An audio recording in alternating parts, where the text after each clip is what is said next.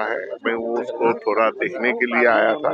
ये करीमगंज शहर में कुछ जनजाति बच्चा यहाँ जो स्टडी करते हैं उन लोगों के रहने का जगह का मुश्किल है। एक हॉस्टल इसीलिए बनाया है। तो हॉस्टल का प्रोग्रेस क्या है वो देखने के लिए मैं यहाँ आया। कितने दिन के सफर में आप? 3 दिन के सफर में आया हूँ। आज भी हूँ, मैं कल भी रहूंगा, कल रात को चला जाऊंगा। देखिए मेरा कहाँ कहाँ प्रोजेक्ट चल रहा है वो सब देखने आऊंगा। आज मैं करीमगंज में हूँ, श्रीभूमि में। कल फुलेटल लखीपुर कन्स्टिट्युएंसी दौरा करेंगे।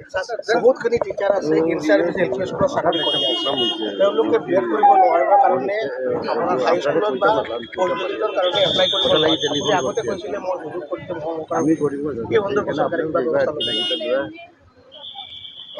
তেওঁলোকে ডেপুটেশ্যনত আমি গোটেইখিনিক একেলগে পঠাই দিব নোৱাৰো। স্কুল খালী হৈ যাব আৰু গভৰ্ণমেণ্টে অনলাইন এলাউ কৰা নাই। এতিয়া সুপ্ৰিম কোৰ্টে নতুন আদেশ দিছে, দেখা যাওক কি হয়। যিবিলাক ক্ৰাইটেৰিয়া ফুলফিল হয় এইবিলাক প্ৰভিঞ্চিয়েলাইজ হ'ব, বাকীবিলাক বন্ধ হ'ব।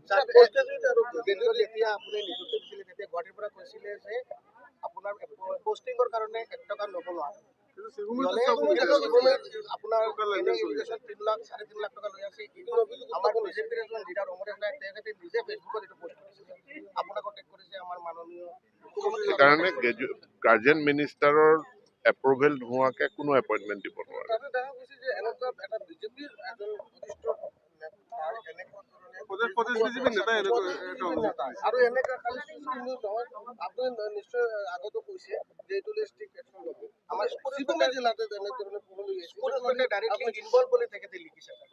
ঠিক আছে, আমি গোটেইটো এনকুৱাৰী কৰিম।